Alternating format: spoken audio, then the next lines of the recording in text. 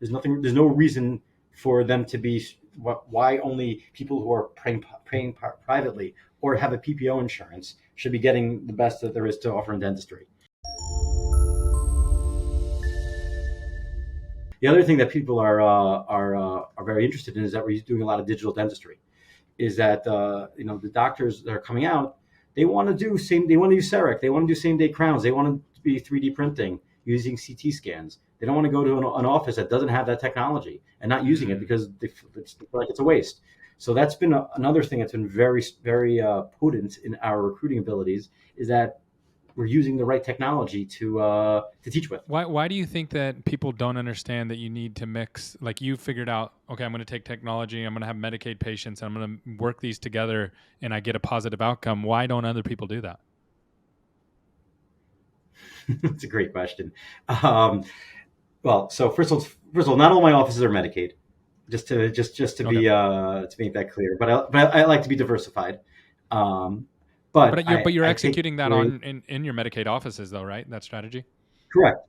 No, correct. Okay. So yeah, so there was so going back 7 years.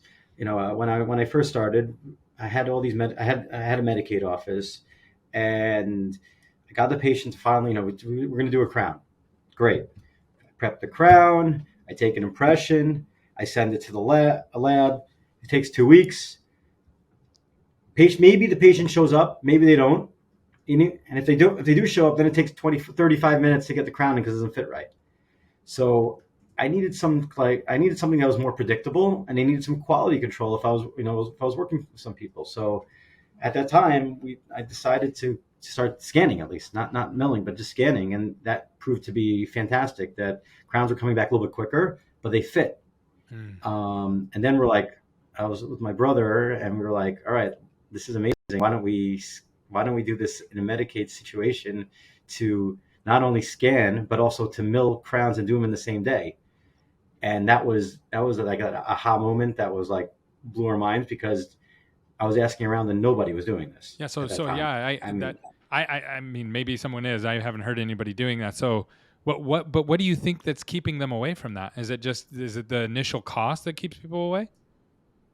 yeah, I mean, yeah, some of it is cost. Some people, a lot of doctors think that in order to use technology, you have to have a high end office, and we're using technology to create efficiencies in order Hmm. to be more So profitable. okay, We're some able. people look at technology from a marketing perspective, like the patient wants it. You're looking at it from, how do I get my doctors to be more efficient? Yeah, I mean, we had some real questions when we started. So sometimes we'll do a root canal, a post, and a crown in the same day on a patient, given the right circumstances. We asked Medicaid at the time, can we bill for all of these at the same time? They had no idea. Okay, so All these nobody's doing it. procedures. Yeah, so nobody's doing that. That's how we They had know no nobody's idea. doing it. So they said no, but we were like reading through the manuals. We're like, it doesn't make any sense. We're completing all the Well, that's procedures in one default, day. right? So It's not. the insurance answers is default no, right? So if you ask anything, they're going to be no. But they didn't have anything in writing against it, right? So what happened? No, it was fine. I mean, we've been getting compensated for the last 7 years for it. Um, no, but I know, but I also think it gets to a deeper point here, that we're dealing with healthcare, dental care for the underprivileged, underserved, right? There's no reason why why Medicaid patient can't get the best in technology. There's no reason for them to be. Why only people who are praying privately or have a PPO insurance should be getting the best that there is to offer in dentistry.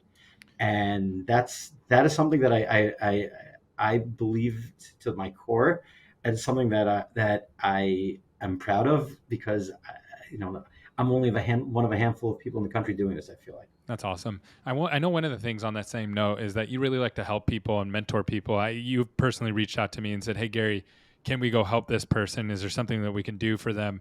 How did you get started in helping people that way? I don't know.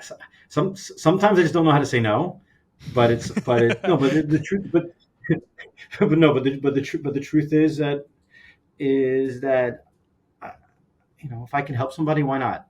Yeah, but It's not. so It's There's one thing I will say this, and I'll say this on your behalf because I know you're not trying to talk yourself up. There's one thing to be like, hey, I'm going to help you, right? Like, hey, go left or go right. Here's 30 minutes of my time. It's another thing to like jump in with somebody and be like, I'm going to help you fix your practice, and I'm going to really invest into you. And I've seen personally that you invest, and I've heard from other people as well. So this is not just firsthand witness. I've also seen it from others that you really invest into people and you really enjoy helping people. And I see that trickle through to your office as well, and see that with just everything that you touch. So that's really cool. I appreciate that. I try to be that way. I'm not probably as good as you are at it, but I try to be that way as well.